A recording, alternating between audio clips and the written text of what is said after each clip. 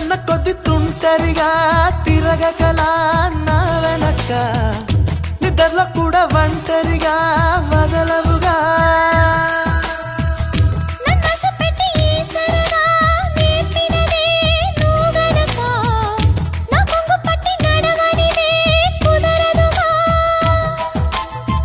అడుగడుగున ఎదురైతే ఏ దారి తోచదుగా